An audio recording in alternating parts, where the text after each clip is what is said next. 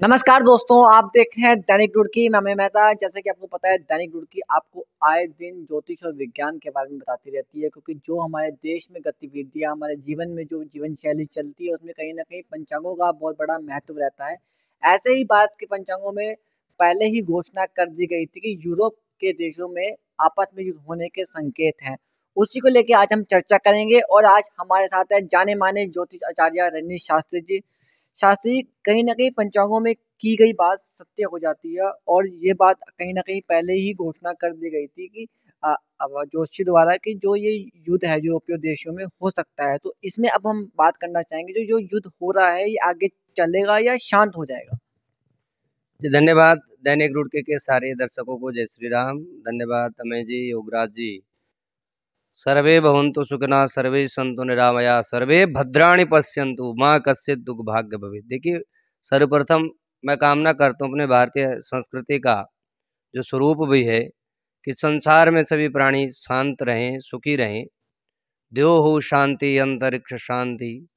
तो हम हर समय कामना करते हैं अपने प्रार्थनाओं में, अपने आरती के माध्यम से पृथ्वी में शांति रहे, संसार में शांति बनी रहे, ऐसी कामना हमारी रहती है। और देखिए, ज्योतिष का कार्य होता है आपको जानकारी देना, आपको आगाह करना, सूचित करना।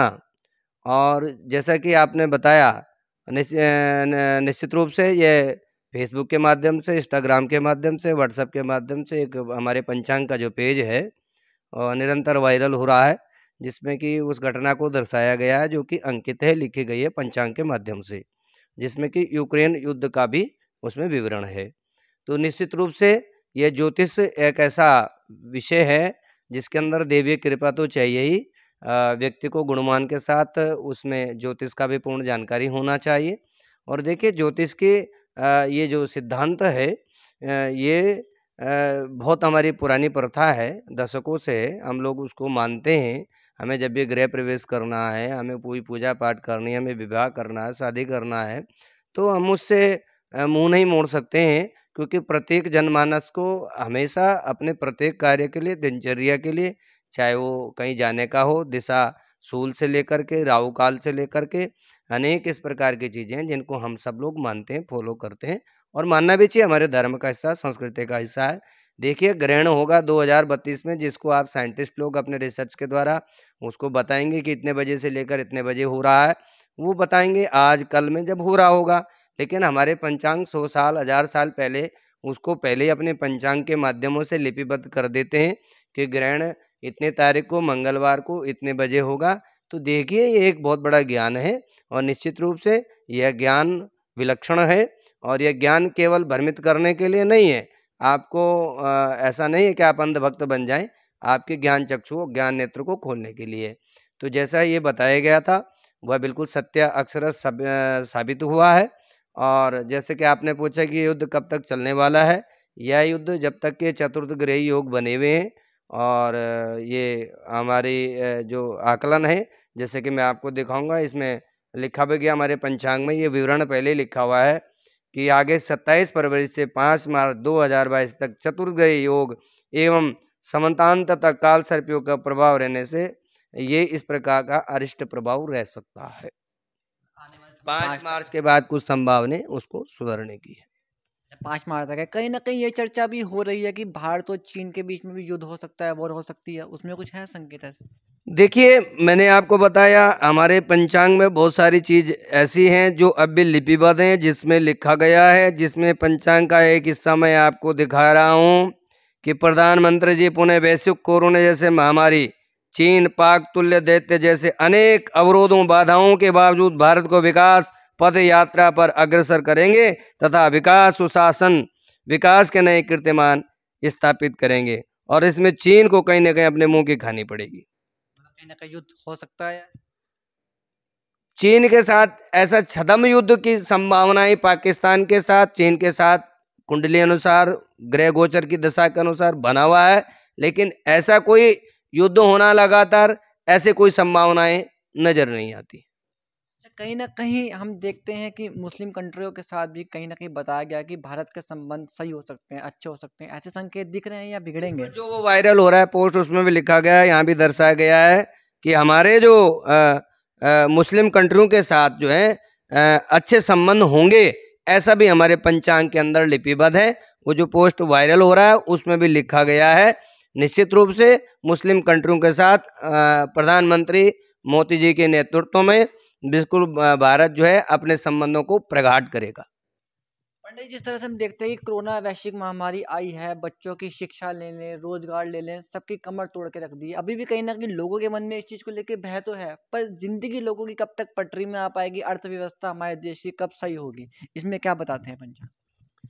देखिए, धर्मेण हन्यत व्याधि, धर्मेण हन्यत अग्रा, धर्मेण हन्यत शत्रु, यतो धर्मम ततो जया।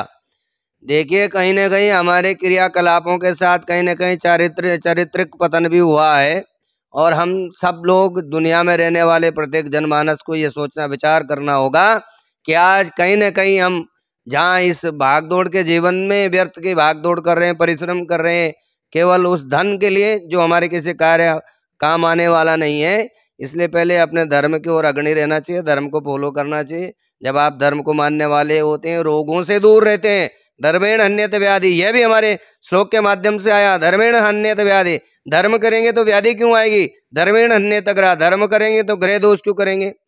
धर्मेण हन्यत शत्रु, यतो धर्मम ततो जया। तो धर्म के द्वारा जो भी सारे शरीर के शत्रु आंतरिक रूप से हों, जैसे बीमारी के रूप में हो या भारी रूप से हों, तो बिल्कुल धर्म करने के द्वारा वो सब शांत होते हैं। कहीं ना कहीं हमारे क्रियाकलापों में, खान पीन में, रहन सहन में जो बदलाव आया है, कोरोना ने एक हमें ज्ञान दिया है कि अपने खान पान हो, चाहे आपके जो जीवन में जिस प्रकार हमने एक धुन बना ली जीने की, उसको कहीं ना कहीं जब भी आप बीमार होते हो, जब भी आपको लगा आपको शुगर हो गई, जब भी आपको लगा और कोई बड़ा रोग हो गया, तो आप क्या करते हैं? आप अपने दिनचर्या को बदलने का प्रयास करते हैं। डॉक्टर कह देते हैं आपको ये नहीं खाना है, ये नहीं पीना है। तो मुझे लगता है कि जब भी आपको दुखों का आगमन ज्यादा हो रहा है, तो अपनी जीवन शैली में बदलाव करने का हमें प्रयास करना चाहिए। तो कहीं ना कहीं हमने अपने जीवन शैली में बदलाव करने का प्रयास करना चाहिए। हमें आदत डालनी होगी, चाहे वो मंदिर जाने की हो, चाहे सत्कर्म करने की हो। जितने पाप कर्म में हम रत रहते हैं, वह निश्चित रूप से आने वाला समय हमारे लिए और भी खराब होने वाला होगा, यदि हम अपने धर्म पथ पर अग्रसर नहीं होंगे और हम इसी प्रकार से जो है अनर्गल कार्य करेंगे, पापाचार करेंगे। तो जैसे आगे आने वाला जो राजा है नए संमत में, वो शनि है। तो शनिदेव चूंकि न्यायाधीश हैं, तो आगे मुझे लगता है कि आने वाला जो समय रहेगा, तुरंत दंड भी आपको प्राप्त होगा जब आपके कर्म खराब होंगे। तो कहीं ना कहीं मुक्ति मिलेगी ना, जो अर्थव्यवस्था सुधरी थी, लोगों के पास जो कमी है, कहीं ना कहीं लोगों की जीवन शैली आपने कहा कि बदल चुकी है। कोरोना कोरोना इस तरह से आया, बच्चों की पढ़ाइयों को लेके आता है। मेरा सवाल ये था कि अब राहत मिलेगी लोगों को, पटरी आएगी, जिंदगी जो जिंदगी है लोगों की पटरी पे आएगी? निश्चित रूप से भारत की जो अर्थव्यवस्था है, कहीं ना कहीं वो विकास की गति जो है पुनः अग्रसर होगी अपने विकास के पथ पर। जिस प्रकार से मोदी जी धर्म आदि का पालन करने वाले व्यक्तित्व देश का शासक है। जब धर्म का पालन करने वाला कोई शासक किसी देश पे अपना प्रतिनिधित्व देता है, तो निश्चित रूप से उसके राज्य में प्रजा भी प्रसन्न रहती है। और हमारा ज्योतिष भी आकलन कहता है कि ऐसा कोई भी देश भारत के लिए खतरा नहीं बनेगा, लेकिन छद्म युद्ध जरूर हो सकते हैं, वो चाहे चीन को लेकर हो, प्राकृतिक आपदाएं, कहीं न कहीं भूकंप के रूप में या प्राकृतिक आपदाएं। आने वाला जो वर्ष रहेगा अत्यधिक वर्षा को लेकर के भी आ रहा है, और चूंकि संवत का वास माली के घर है, तो कहीं ना कहीं ये वर्षा की अधिकता रहेगी, कहीं तूफान आदि ओलावृष्टि की संभावना रहेगी।